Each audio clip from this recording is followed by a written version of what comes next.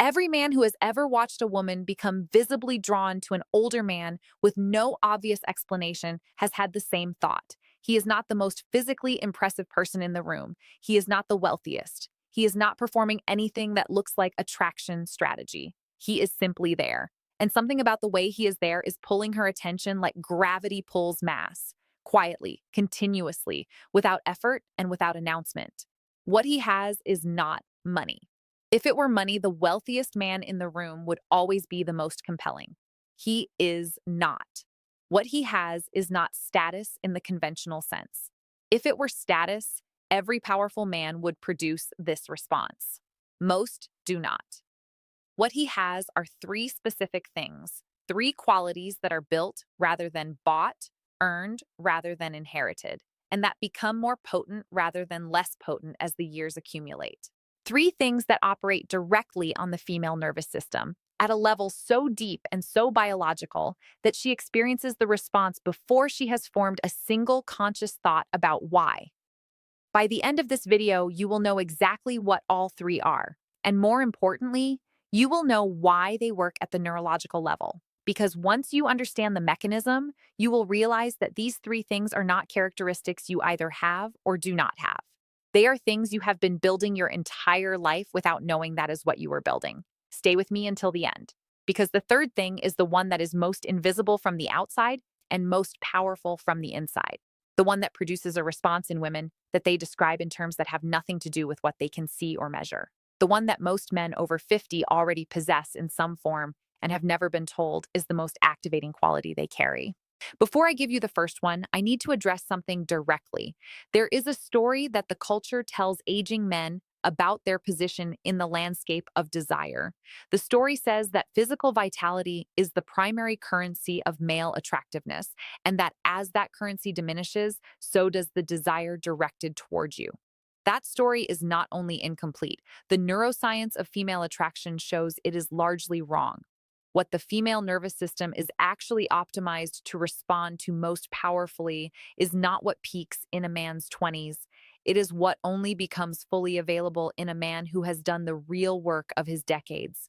And tonight, that distinction becomes clear. The first thing, narrative density. When a woman is in the presence of an older man who carries this quality, she often describes the experience as feeling like there is more of him than she can see. Like the visible version is backed by something invisible but palpable. Like the person in front of her is the surface of something that goes much deeper than the room they are currently in. That description is not poetry. It is her nervous system accurately reporting a real neurological phenomenon. Psychologists call it narrative density, the specific accumulated weight of a person whose identity has been shaped by real experience, real loss, real reconstruction after failure, real arrival at perspectives that cost something to earn. A person whose sense of self is not theoretical, but tested. Not assembled from what they believe about themselves, but forged from what they have actually survived.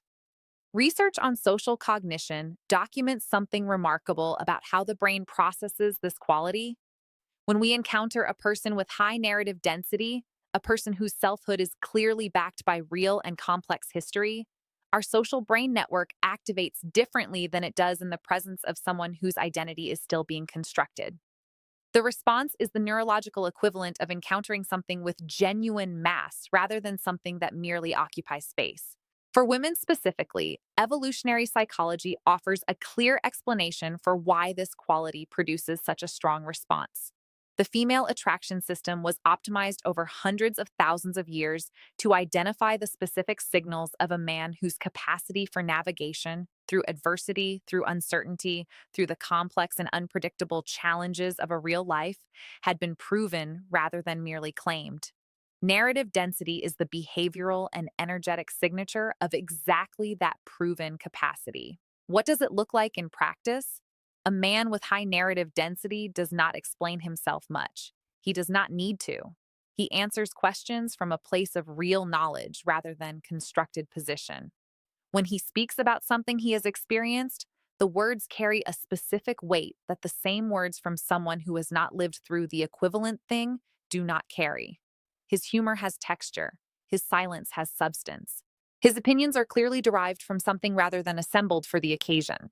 And her nervous system reads all of this in the first few minutes of genuine interaction, not as a list of attractive qualities being evaluated consciously, as a felt sense, as the specific, almost physical experience of encountering something real. She will return to that feeling repeatedly without being asked to. The second thing, regulated presence. This one is less visible than the first. It does not show up in what he says or in the content of who he is. It shows up in the quality of the space he occupies, in the specific, ambient, completely involuntary effect his nervous system has on the nervous systems of people near him. Let me explain the biology of this precisely, because this is the one that most people have experienced without ever having a scientific framework for what they experienced. The human autonomic nervous system, the system that governs arousal, threat response, heart rate, cortisol levels, and the entire physiological landscape of how regulated or dysregulated a person feels, is not entirely self-contained. Research in a field called interpersonal neurobiology, pioneered by Dr. Daniel Siegel and Dr. Alan Shore, among others, documents a phenomenon called co-regulation, the process by which the nervous system of one person influences and modulates the regulatory state of another person's nervous system through proximity, vocal tone, facial expression, and the specific quality of physical presence. This is not metaphor. It is measurable physiology. When you are in the presence of someone whose autonomic nervous system is genuinely regulated, genuinely calm, not performing calm, but actually operating from a low cortisol, low threat response baseline, your own nervous system begins to move toward that state. Your cortisol drops, your heart rate variability improves, your amygdala activation decreases. You become, in the most literal biological sense, more at ease in that person's presence. And for women specifically, this co-regulatory effect is one of the most powerful attraction triggers the nervous system has, because the deepest evolutionary function of the female attraction system is not to identify the most exciting man. It is to identify the safest man to be vulnerable with, the man in whose presence her own defenses can come down without her being exposed to threat. The man whose nervous system is so genuinely, consistently regulated that simply being near him shifts her own physiology toward openness. An older man who has done the real work of his years carries this quality in a way that younger men almost never do, not because younger men lack the capacity, because genuine nervous system regulation is built through the specific accumulated experience of having been genuinely afraid and having found that the fear was survivable, of having lost things that mattered and having discovered that life continues to be worth inhabiting afterward, of having enough real experience of genuine adversity to know at the cellular level rather than the intellectual one that the current moment is manageable. That knowing is felt by her nervous system before her mind has processed a single thought about him. She becomes calmer in his presence, more herself, less defended, and the quality of presence that produced that shift becomes something she will seek out long after she has left the room. This is why women describe certain older men as grounding, as calming, as the specific, rare quality of someone in whose presence they can breathe differently. They are not being poetic. They are accurately reporting the co-regulatory effect of a genuinely regulated nervous system operating in their proximity. If this is making something click for you right now, hit the like button right now, because what we are describing here is the actual mechanism behind something most men feel but have never had explained. And every person who engages helps another man find this at exactly the moment it matters most to him. Now, let me give you the third thing, the one I told you was the most invisible and the most powerful. The third thing, unconflicted desire. Here is the one that is hardest to see from the outside and the one that lands most powerfully in the deepest part of her nervous system. Most men who feel desire for a woman are in some form of internal conflict about it. Not obviously, not dramatically, but the desire is accompanied by something else. Anxiety about whether it is reciprocated, self-consciousness about whether expressing it will change how she sees him, the specific low-grade management of his own wanting that turns desire from something he inhabits into something he monitors. She feels this management, not as a specific behavior she can point to, as a quality of tension that runs through every interaction with a man who is managing his desire rather than simply having it. The slight hunger in his attention that reveals it is organized around her response. The micromonitoring of how he is landing that produces the specific quality of presence that is never entirely inside the moment, because part of it is always watching the moment from the outside. Unconflicted desire is different. Unconflicted desire is what a man carries when his wanting is so fully integrated into his sense of himself that it requires no management. He finds her compelling. He is completely comfortable with finding her compelling. His desire is not a problem to solve or a vulnerability to protect or a negotiating position to manage. It is simply a true thing about his current experience that he is at peace with, regardless of what she does with the information. Research in self disclosure and attraction consistently shows that desire communicated from a place of genuine security, desire that does not ask anything back from the receiver in order to remain stable, produces a categorically different response than desire communicated from a place of need. The neuroscience of reward processing explains why. Desire that is contingent on her response places his emotional stability in her hands. Her nervous system reads this as a weight she would be asked to carry, a responsibility for his inner state that arrived uninvited, and her response is the specific mild deflation that all contingent desire produces. Unconflicted desire places nothing in her hands. It simply exists in him, warm, present, completely at ease with itself. And her nervous system responds to it the way it responds to all genuinely secure signals, with a lowering of defenses and an opening toward the thing that does not require anything from her in order to be real. This is the quality that most older men have access to that younger men rarely do.